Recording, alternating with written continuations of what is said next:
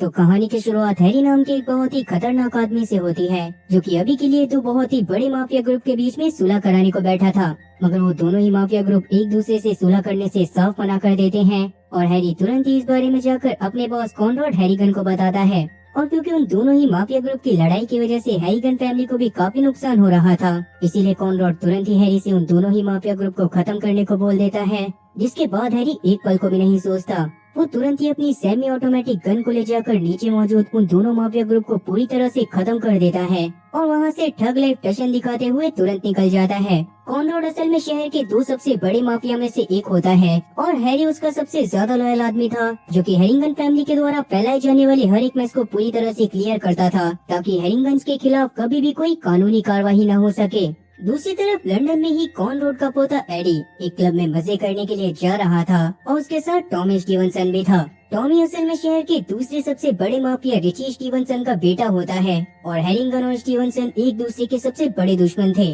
मगर ना जाने कैसे एडी ने टॉमी से दोस्ती कर ली होती है और अभी वो उसके और अपने दो दोस्तों के साथ बिना किसी की नजर में आए एक क्लब में चला जाता है। वहाँ पर जाने के बाद भी एडी अपने दादा के रोग की वजह से काफी ज्यादा रिफल रहा था, इसीलिए वो यूई नाम के एक आदमी को बस इसी वजह से सभी लोगों के सामने स्टैब कर देता है, क्योंकि उसे लग रहा था कि शायद यूई उसके ऊपर अटैक करेगा। तब एडी और उसके साथियों के पीछे तुरंत ही क्लब के सारे गार्ड पड़ गए थे, इसीलिए तब एडी के दोस्त तो दूसरी तरफ भाग जाते हैं और एडी खुद भी टॉमी के साथ भागते हुए एक लेक के पास आकर हंसने लगता है। टॉमी को भी एडी का ऐसा बिहेवियर देखकर काफी ज्यादा डर लग रहा था, मगर एडी बस उसके ऊपर हंसते हुए अपने नाइफ को पास के एक लेक में फेंक देता है। मगर अगली सुबह जब एडी की आंख खुलती है तो उस समय तक उसकी माँ बेला और उसके पिता ने घर में हैरी को बुलाया हुआ था, क्योंकि एक तो एडी पिछली रात को अपने घर पर लेट आया था और दूसरा उसके कपड़ों के ऊपर काफी ज्यादा खून लगा था। तो एडी उन्हें क्लब में हुए पूरे इंसिडेंट के बारे में बता देता है, लेकिन उसने टॉमी के बारे में हैरी को कुछ भी नहीं बताया था। तब हैरी एडी से और भी काफी सारी चीजें जानने की कोशिश करता है, मगर अपने फालतू के एटीट्यूड के चलते एडी हैरी से बिल्कुल सही से बात नहीं करता। वहीं दूसरी तरफ रिची स्टीवनसन का बेटा टॉमी अब तक अपने घर में नहीं पहुंचा था और इसीलिए रिची और उसकी वाइफ काफी ज्यादा परेशान थे। रिची भी तब अपने सभी साथियों को जल्दी से जल्दी टॉमी के बारे में जानकारी निकलवाने को कह देता है। वहीं हैरी अभी उस क्लब में पहुंच गया था जहां पर वो पिछली रात के सीसीटीवी को पूरी तरह से मिटाना चाहता था, लेकिन वहां का बारटेंडर उसको शुरू में सीसीटीवी दिखाने से साफ मना कर देता है। लेकिन बाद में जब उसको पता चलता है कि हैरी हैरिंगन फैमिली के लिए काम करता है, तो डर के मारे उसने हैरी को वो सारी सीसीटीवी फुटेज भी दिखा दी थी और साथ ही हैरी उस पूरी सीसीटीवी फुटेज को देखने के बाद उसको क्लियर कर देता है और वहाँ से सीधा हॉस्पिटल में यूई के पास जाने लगता है, जहाँ जाते ही उसने यूई से बात करते हुए सबसे पहले तो उसे अपने बारे में बता दिया था और बाद में वो यूई से एडी के बारे में पुलिस को कुछ भी न बताने को बोलता है, क्योंकि अगर यूई ऐसा करता तो उसके हॉस्पिटल से बाहर आने के बाद हैरी खुद उसको काफी बार स्टैब करके जान से मार देता और यूई की इस बार सच में मौत हो जाती। इसीलिए यूई को पुलिस के सामने बस यही कहना था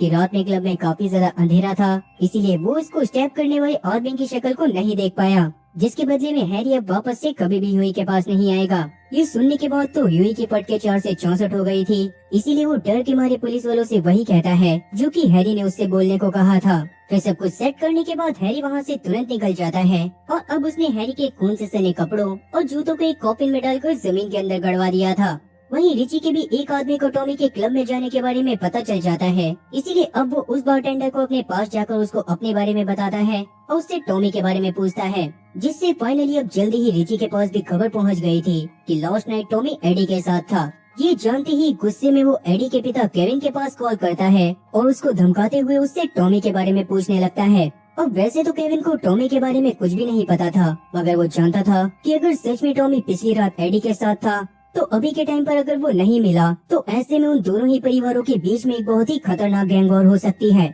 इसीलिए वो रिची से थोड़ा सा वेट करने को कहकर तुरंत ही हैरी के पास कॉल करता है और उसको सब बता देता है। हैरी उस समय पर अपने घर में अपनी वाइफ जैन और अपनी बेटी जीना के साथ था, जहाँ पर जैन हैरी के ऊपर काफी ज्यादा गुस्सा कर रही थी, क्योंकि हैरी अपने काम में बिजी होने के कारण अपनी फैमिली को टाइम नहीं देता था और जैन उसके साथ काफी समय से फैमिली थेरेपिस्ट के पास जाना चाहती थी। इसीलिए हैरी तब जल्दी से उससे अपनी बहसबाजी को खत्म करने के लिए तुरंत ही उसको एक सेशन बुक करने को बोलता है और वहाँ से उसको किस करके तुरंत निकल जाता है। हैरी वहाँ से सीधा रिची से ही मिलने के लिए निकल गया था और वो उससे जाकर मूडी नाम के एक बंदे के बॉक्सिंग क्लब में मिलता है, जहाँ पर जाते ही रिची उसको साफ क्लियर कर देता है कि उसको जल्दी से जल्दी टॉमी चाहिए था और अगर ऐसा नहीं हुआ तो वो हैरिंगन फैमिली के खिलाफ एक बहुत ही बड़ी गैंग वॉर चालू कर देगा। अब हैरी भी इससे काफी ज्यादा डर जाता है और कॉनरॉड ने हैरी के साथ पहले ही 2 स्नाइपर को भेजा था ताकि रिची अगर ज्यादा धमकी दे तो हैरी उसको जान से मार दे। हैरी भी इस चीज के लिए पूरी तरह से तैयार होता है, लेकिन रिची के बॉक्सिंग क्लब के बाहर आने से पहले कॉनरॉड की वाइफ मेव उससे आकर बात करती है और उसको रिची को मरवाने से साफ मना करती है,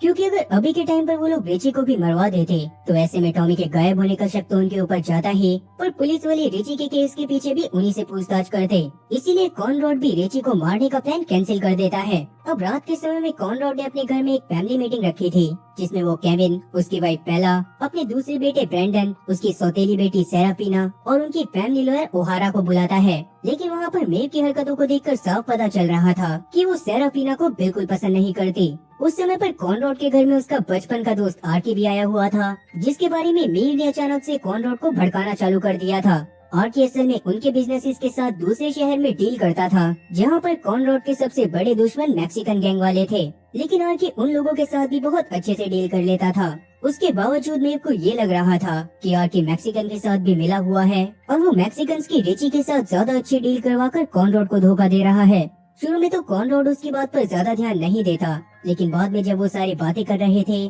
तो उस समय पर कॉनरॉड रिची के एक बहुत ही बड़े बेस को बर्बाद करने का प्लान बनाता है। लेकिन अभी आर्की उसको किसी वजह से ऐसा करने से मना करता है, जिससे अब कॉनरॉड को भी लगने लग गया था कि शायद आर्की उसको सच में धोखा दे रहा है। इसीलिए वो तुरंत ही अपनी पिस्टल को निकालता है और सबके सामने ही उसको शूट करके जान से मार देता है। ये देखकर तो केविन और बाकी सबकी फट के 4 से 64 हो गई थी। मगर आर्की को जान से मारने के बाद कॉनरॉड को काफी ज्यादा दुख हो रहा था, क्योंकि आर्की उसके साथ बचपन से था और वो दोनों बहुत अच्छे दोस्त थे। तब कॉनरॉड के रोते समय मेव उसको शांत करवाने की कोशिश करती है, मगर कॉनरॉड गुस्से में उसके ऊपर चिल्लाकर उसको दूर रहने को कहता है। आगे आधी रात में हैरी को कॉनरॉड के घर में आर्की की मौत के सबूत को मिटाने के लिए बुलाया गया था, जहाँ पर आने के बाद हैरी को जब आर्की की मौत के बारे में पता चलता है तो अचानक से कॉनरॉड के आर्की को मारने की वजह से पूरी तरह से शॉक रह गया था। तो केविन उसको पिछली रात की पूरी घटना के बारे में बताता है, जो सुनने के बाद हैरी के तो तोते उड़ गए थे, पर कहीं न कहीं उसको भरोसा था कि आर्की कभी भी कॉनरॉड को धोखा नहीं दे सकता। लेकिन अभी वो ऑर्डर के अकॉर्डिंग अपने साथियों के साथ आर्की की डेड बॉडी को ठिकाने लगा देता है और कॉनरॉड के घर में भी आर्की की मौत के कोई सबूत नहीं छोड़ता। उस समय पर केविन हैरी से काफी अच्छे से बात कर रहा था, क्योंकि वो दोनों सच में काफी अच्छे दोस्त थे। एक समय पर केविन को किसी वजह से जेल हुई थी, जहाँ पर ही कैदियों ने उसे बहुत बुरी तरह से मारा था और तब हैरी ने ही आकर उसकी जान बचाई थी और साथ ही उसकी मरहम पट्टी भी करी थी। उस समय पर हैरी को केविन की फैमिली के बारे में कुछ भी पता नहीं होता, लेकिन उसके बाद से ही वो केविन की फैमिली के लिए पूरी लॉयल्टी के साथ काम कर रहा था।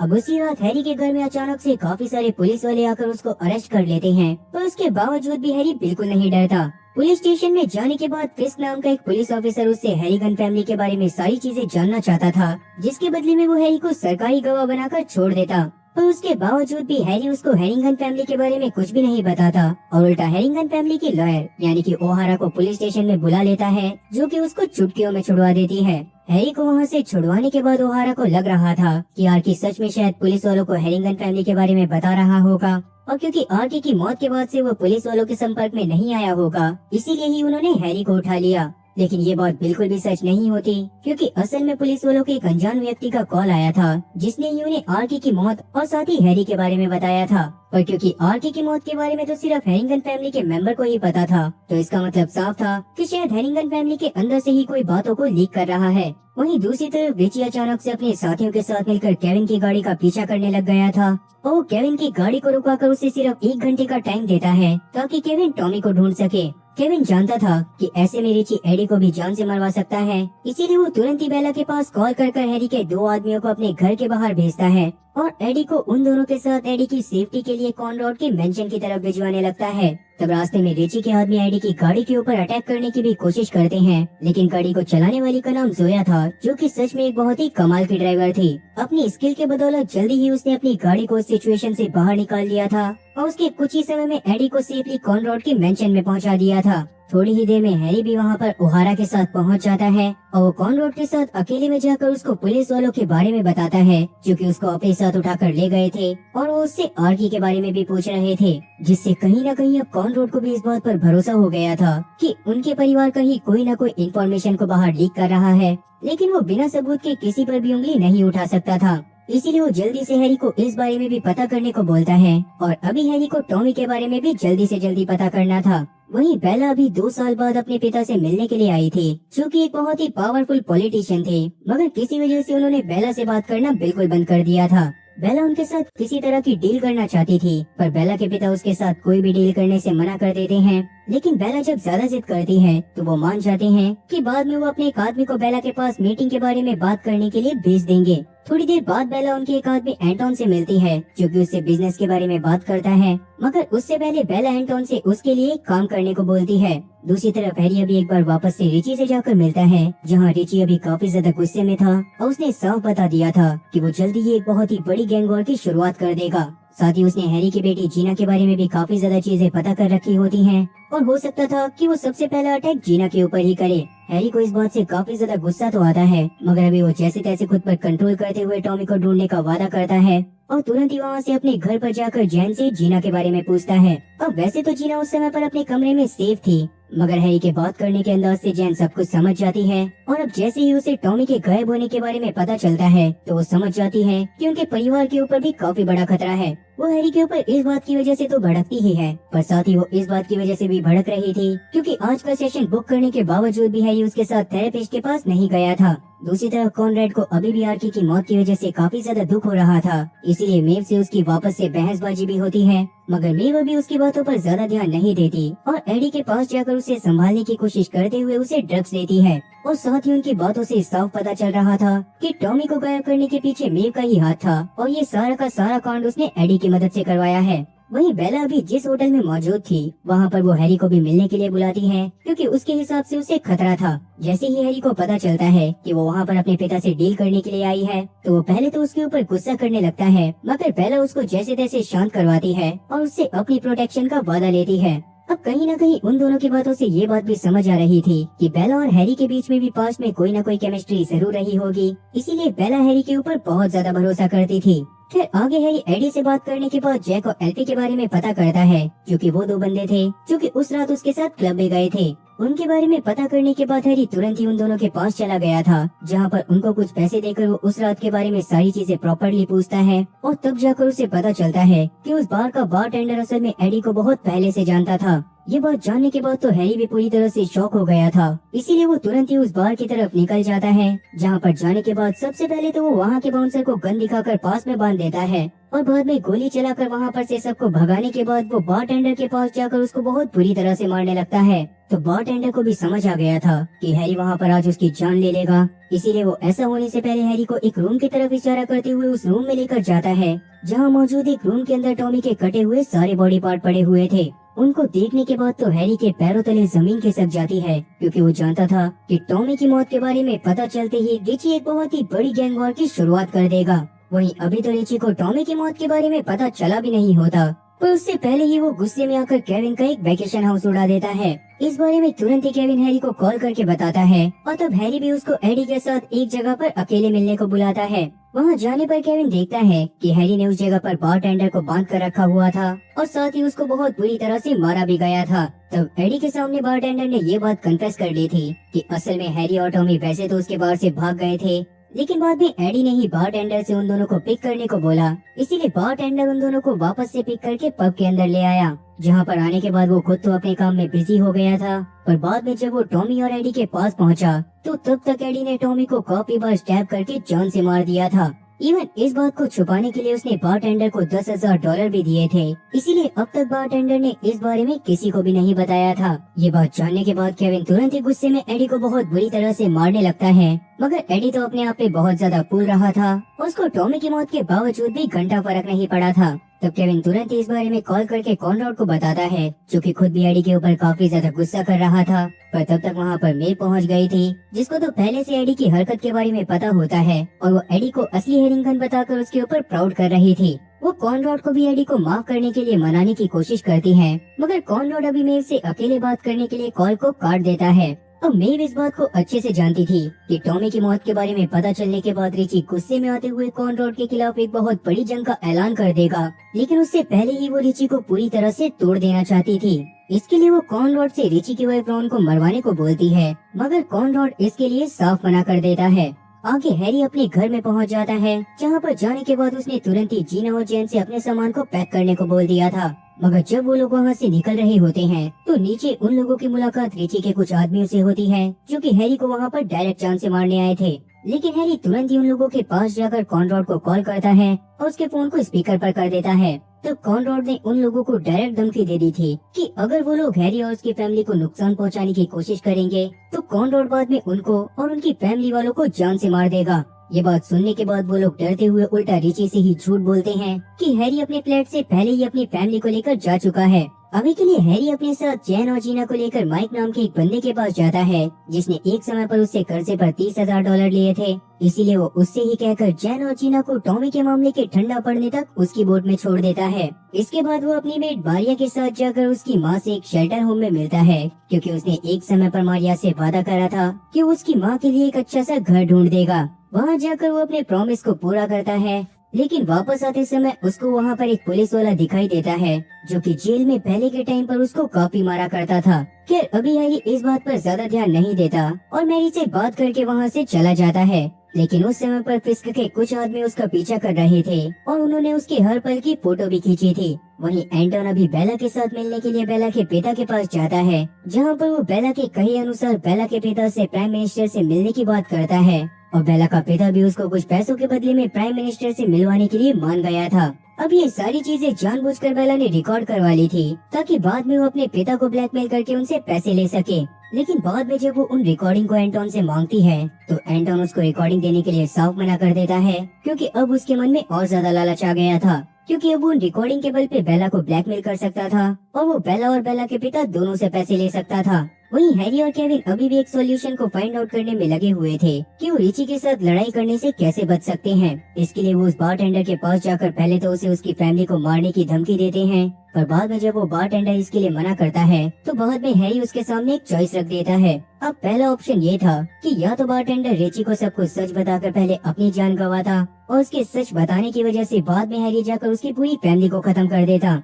और दूसरा ऑप्शन ये था कि वो रिची के सामने टॉमी की मौत का सारा इल्जाम अपने सर पर ले ले, जिसके बदले में भी रिची उसको जान से मार देता। लेकिन उसके मरने के बाद हैरिंगटन फैमिली उसकी फैमिली का पूरा खर्चा उठाती और उसके घर वालों को अच्छे से अच्छी लाइफ देती। तो वो बारटेंडर काफी ज्यादा डर जाता है और वो सीधा दूसरे ऑप्शन को सिलेक्ट करता है। वहीं ब्रेंडन और सेराफिना अभी के लिए एडी के पास मौजूद थे, पर तभी अचानक से वहाँ पर मे पहुँच जाती है, जो कि सेराफिना की बेफालतू में बेइज्जती करते हुए उसकी माँ को बहुत सारी गालियाँ भी देती है। अब वैसे तो सेराफिना को इस बात से काफी ज्यादा गुस्सा आ गई थी, पर उतने में ही उसके पास कॉनरॉड आकर उसको अपने साथ बाहर वॉक पर ले जाता है और उसको समझाता है कि मे असल में ब्रेंडन से 16 साल की उम्र में ही प्रेग्नेंट हो गई थी। उस समय पर ही उसे कॉनरॉड के एक दूसरी औरत के साथ अफेयर होने के बारे में पता चला था, जो औरत कोई और नहीं बल्कि सेराफिना की माँ थी। उस धोखे की वजह से मेव को बिल्कुल भी अच्छा नहीं लगा था और यही रीजन था कि वो सेराफिना को बिल्कुल पसंद नहीं करती थी। दूसरी तरफ हैरी अभी रिची को कॉल करके टॉमी की मौत के बारे में बता देता है, जो जानने के बाद रिची बहुत बुरी तरह से रोने लग गया था।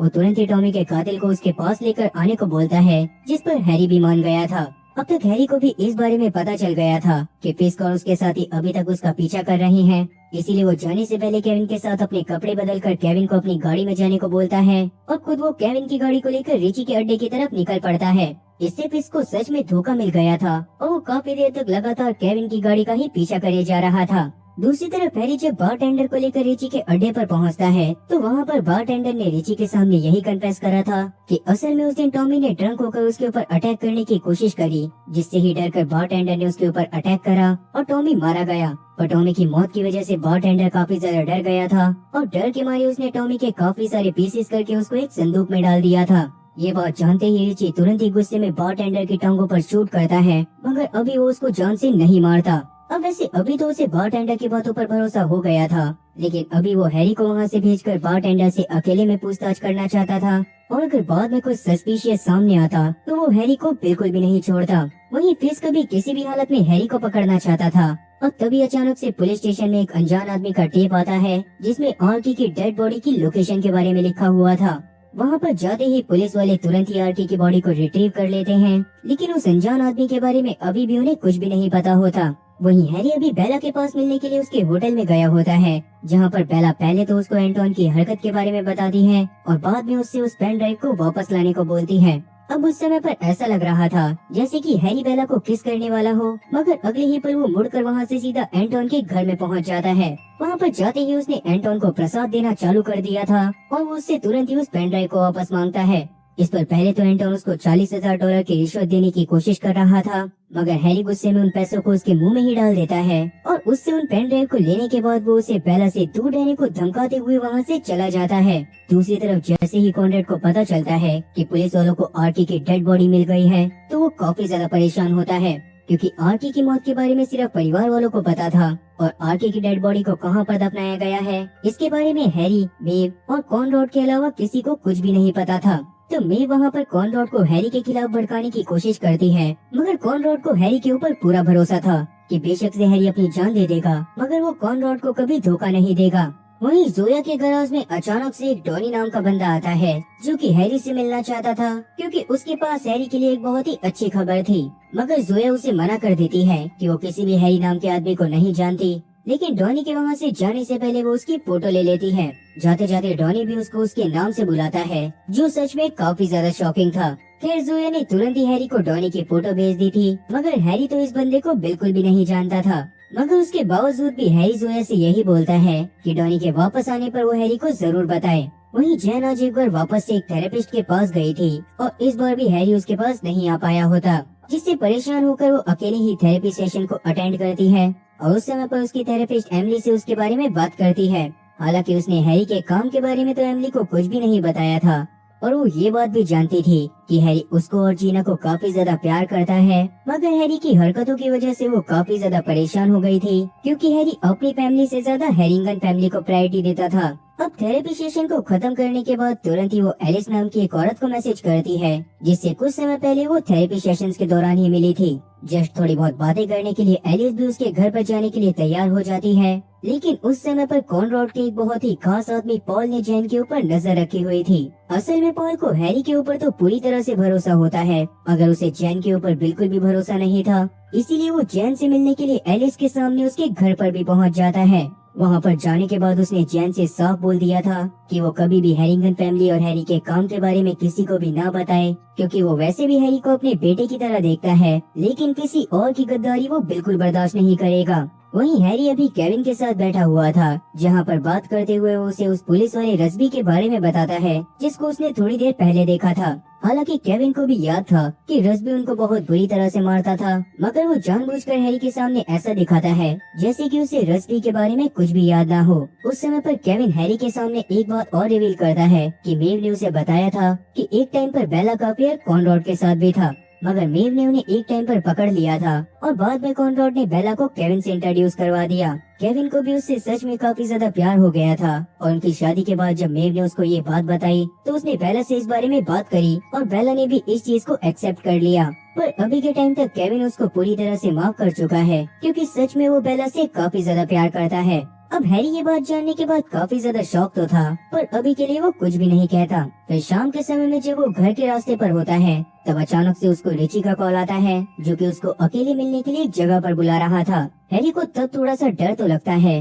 मगर वो इस चीज के लिए मान जाता है। दूसरी तरफ एडी अभी टॉमी की मौत की वजह से थोड़ा सा परेशान होता है और उसको समझ में नहीं आ रहा था कि उसने सही करा या फिर गलत। उस समय पर मेव उसके पास आकर उसको और ज्यादा भड़काती है कि उसके हिसाब से उसने बिल्कुल सही करा था और उसके अंदर असली हैरिंगन फैमिली का खून है। और अभी के टाइम पर ये चीज भी क्लियर हो गई थी कि असल में वो इंसान मेव ही थी जिसने एडी को भड़काकर टॉमी की जान ली थी। वहीं हैरी के घर पर जाने पर जब वो जैन से बात करता है, तो उस समय पर डरते हुए जैन उसको कॉनरॉड के घर में आने के बारे में बता देती है, जो बात सुनने के बाद हैरी को बिल्कुल भी अच्छा नहीं लगा था, क्योंकि कॉनरॉड का घर में आना सच में बिल्कुल भी सेफ नहीं था। इसीलिए वो अभी जैन को बस यही सजेस्ट करता है कि वो कभी भी हैरिंगन फैमिली के बारे में किसी को कुछ भी ना बताए। पर आज उसने एलिस से हैरिंगन फैमिली के बारे में थोड़ी सी बात करी थी और एलिस असल में एक अंडरकवर पुलिस ऑफिसर थी, जिसको फिस्क ने जानबूझकर जैन के पास भेजा था, ताकि जैन से एक अच्छा बॉन्ड बनाकर एलिस जैन से हैरिंगन फैमिली और हैरी के बारे में सब कुछ जान सके। वहीं हैरी अभी वापस से बेला के पास मिलने के लिए गया होता है, जहां पर सबसे पहले तो वो उसे पेन ड्राइव देता है और बाद में उसे एंटोन से कभी भी बात ना करने को बोलता है। पर क्योंकि अब बेला के पास पेन ड्राइव वापस आ गई थी, इसीलिए वो एंटोन के साथ एक और डील करना चाहती थी। हैरी उस समय पर भी उसको एंटोन से कांटेक्ट करने से रोक रहा होता है, मगर बेला उसकी बात को बिल्कुल भी नहीं सुनती और उसको वहाँ से ये बोलकर भेज देती है कि वो सिर्फ हैरिंगटन फैमिली के लिए काम करता है। हैरी भी तब चुपचाप वहाँ से चला गया था, पर रास्ते में उसको केविन मिलता है जो कि बेला से मिलने को जा रहा था। हैरी ने तब केविन को झूठ बोला था कि वो बेला के पास बस इसी वजह से आया था ताकि वो घर पर उसको वापस ला सके। केविन इस बात पर भरोसा करके बेला के पास चला जाता है, पर बेला उसको बताती है कि असल में हैरी वहाँ पर इसलिए आया था क्योंकि वो जैन के लिए गिफ्ट खरीदना चाहता था, पर उसके पास कोई सजेशन नहीं था। अब वैसे तो उन दोनों की बातें पूरी तरह से मिसमैच हो रही थी, मगर जानबूझकर केविन अभी इन बातों पर बिल्कुल ध्यान नहीं देता। फिर अब हैरी वहाँ पर से सीधा रिची की लोकेशन पर पहुँच जाता है, जहाँ पर जाने के बाद रिची सबसे पहले तो उसे बारटेंडर को मारने को बोलता है और तब हैरी भी बिना कुछ सोचे पास में पड़े एक पत्थर को उठाकर बारटेंडर को जान से मार देता है। बारटेंडर की बॉडी को इस जगह से हटाने का काम रिची ही करने वाला था, इसीलिए हैरी वहाँ से अपना काम खत्म करके चला जाता है। रिची को उसकी और बारटेंडर की बनाई गई कहानी पर पूरी तरह से भरोसा तो हो गया था, मगर उसने हैरी के सामने एक बहुत ही अजीब शर्त रखी होती है। वो चाहता था कि हैरी अपनी पूरी फैमिली और साथ ही हैरिंगटन भी अपनी पूरी फैमिली के साथ उसके बेटे टॉमी के फ्यूनरल पर आए। इस बारे में जैसे ही केविन और कॉनरॉड को पता चलता है तो उनके तो पूरी तरह से होश ही उड़ जाते हैं, क्योंकि उन्हें डर लग रहा था कि अगर वो अपनी फैमिली के साथ रिची के घर पर गए तो रिची बहुत आराम से उन सभी लोगों को जान से मार सकता है। मगर अगर वो टॉमी के फ्यूनरल में नहीं जाते तो रिची के सामने ऐसे में उनकी काफी ज्यादा बेइज्जती होती और सबको ऐसा लगता कि वो लोग रिची से डर गए हैं। तब हैरी को सोचते हुए एक बंदे के पास जाता है जो कि रिची के लिए ही काम करा करता था, और असल में हैरी के पास कुछ फोटो थे जिससे साफ हो रहा था कि रॉन का उस बंदे के साथ रिलेशन रहा है। उन फोटोज को दिखाकर हैरी उस आदमी को ब्लैकमेल करता है और बाद में उसको हथियार और पैसे से भरा हुआ बैग देकर उसे रिची के घर में छुपाने को बोलता है, ताकि अगर फ्यूनरल वाले दिन रिची कोई हरकत करने की कोशिश करे तो हैरी तुरंत ही उस बैग के पास जाकर उसमें से हथियार निकाले और रिची को वहीं पर ठोक दे। पहले तो उस आदमी ने ऐसा करने से मना कर दिया था, मगर बाद में हैरी उसको बैग में रखे सारे पैसे दे देता है, और क्योंकि अब वो बंदा मान गया था इसीलिए हैरी को भी अपनी फैमिली और हैरिंगटन की फैमिली के साथ उस जगह पर जाने में कोई भी दिक्कत नहीं थी। इसीलिए हैरी तब अपनी फैमिली को जैसे तैसे मनाता है और बाद में पूरी हैरिंगटन फैमिली के साथ टॉमी के फ्यूनरल पर चला जाता है। वहाँ जाने पर ऐसा लग रहा था जैसे हर बात पर रिची और उसकी वाइफ रॉन, कॉनरॉड और मेव को ही पॉइंट आउट कर रहे हों। इवन एक समय पर तो रॉन मेव की बहुत बुरी तरह से बेइज्जती भी कर देती है, जिससे मेव को काफी ज्यादा गुस्सा आया था। लेकिन वहाँ पर उसके कोई बखेड़ा खड़ा करने से पहले ही केविन और हैरी ने उसकी वाइन के गिलास में बेहोशी की गोली मिलाकर उसको बेहोश कर दिया था। दूसरी तरफ एडी को जैसे ही मौका मिलता है वो जल्दी से टॉमी के रूम में जाकर ड्रग लेने की कोशिश करता है, पर उतने में ही हैरी उसके पास पहुंचकर उसको ऐसा करने से मना कर देता है, क्योंकि नशे करने के बाद वो भी आउट ऑफ कंट्रोल होकर किसी भी तरह का बखेड़ा खड़ा कर सकता था। पहले तो एडी उसकी बात को बिल्कुल भी नहीं सुनता और पास में पड़ी एक सीजर को उठाने की कोशिश करता है, मगर हैरी तब उसके पास जाता है और उसको समझाता है कि ये सीजर उसको मारने के लिए बिल्कुल भी काफी नहीं थी। एडी भी इस बात को अच्छे से समझता था, इसीलिए तुरंत ही उसकी फट के 4 से 64 हो जाती है और वो चुपचाप नीचे चला जाता है। पर वहाँ पर जाते ही रिची ने अब सभी लोगों के सामने एक अजीब सी डिमांड रख दी थी कि वो एक दिन के लिए एडी को अपने घर में रखना चाहता था और बाद में अगले दिन उसका एक साथी एडी को उसके घर पर सही सलामत छोड़ देता, कि अगर एडी को उसके घर पर रोका जाता तो रिची सच में उसको जान से मार देता। इसीलिए कॉनरॉड इसके लिए साफ मना कर देता है और बाद में रिची कॉनरॉड और उसकी बाकी फैमिली को अपने साथ एक रूम में लेकर जाता है और उनसे एक डायरेक्ट मीटिंग करता है, और तब जाकर सबके सामने ये बात आती है कि असल में उस बारटेंडर ने मरने से पहले टॉमी की मौत के बारे में रिची को सब कुछ सच बता दिया था, जिससे रिची को काफी ज्यादा गुस्सा तो आया था, मगर वो इतना ज्यादा नीच इंसान नहीं था कि वो एडी को उसी तरह से जान से मारे जैसे एडी ने टॉमी को मारा था। उसने अभी के लिए तो टॉमी की आत्मा की शांति की वजह से एडी को छोड़ दिया होता है, मगर अगर वापस से हैरिंगटन फैमिली उससे उलझने की कोशिश करती तो वो किसी को भी नहीं छोड़ता। ये बात सुनने के बाद तो सबके पैरों तले जमीन खिसक गई थी, पर क्योंकि अभी के लिए उन दोनों ही ग्रुप के बीच में शांति थी इसीलिए कॉनरॉड भी अपनी फैमिली को लेकर मुंह लटकाते हुए वहाँ से घर पर पहुँच जाता है। लेकिन घर पर आने के बाद जब मेव को होश आता है तो वो काफी ज्यादा गुस्से में थी, क्योंकि रॉन ने उसकी बेइज्जती करी थी और कॉनरॉड ने भी उसको कुछ भी नहीं कहा था। कॉनरॉड तब उसको शांत करवाने की भी काफी कोशिश करता है, लेकिन मेव उल्टा उस पर भड़क जाती है, जिसके बाद वो तुरंत ही एक काम करवाने के लिए पॉल को कॉल करती है। और अगले दिन जब रॉन सुबह सुबह कहीं घूमने के लिए अपनी कार में बैठती है कि तभी अचानक से उसकी गाड़ी में एक बहुत ही बड़ा ब्लास्ट होने से उसकी मौके पर ही मौत हो जाती है। अभी रिची पूरी तरह से टॉमी के फ्यूनरल को खत्म कर भी नहीं पाया था कि उसकी बीवी रॉन को भी अब किसी ने जान से मार दिया था। इससे वो काफी ज्यादा गुस्से में आ जाता है और इस बारे में जैसे ही हैरी को पता चलता है तो उसके भी दिमाग की सिट्टी पिट्टी पूरी तरह से गुल हो जाती है। अब हैरी हैरिंगन फैमिली को बचाने के लिए क्या करेगा, इसके बारे में जानने के लिए आपको इसके नेक्स्ट पार्ट का वेट करना पड़ेगा, जो कि मैं जल्दी ही अपने चैनल पर लेकर आऊंगा। पर क्या आप लोगों को ये सीरीज अच्छी लगी और क्या मुझे इस सीरीज को कंटिन्यू करना चाहिए, कमेंट सेक्शन में इस बारे में जरूर बताना। इफ अगर 100 लोगों को भी ये कहानी पसंद आती है और वो लोग इसके सेकंड पार्ट की डिमांड करते हैं, तो मैं उसी दिन इसके सेकंड पार्ट पर काम करना चालू कर दूंगा। बाकी उम्मीद है कि आप लोगों को एक्सप्लेनेशन पसंद आई होगी। अगर एक्सप्लेनेशन पसंद आई हो तो चैनल को सब्सक्राइब करना और बेल नोटिफिकेशन को ऑल पर सिलेक्ट करना और वीडियो को भी लाइक करना। मैं ऐसी ही और मजेदार एक्सप्लेनेशन वीडियोस लेकर आता रहूंगा। क्या तब तक के लिए टाटा और गुड बाय।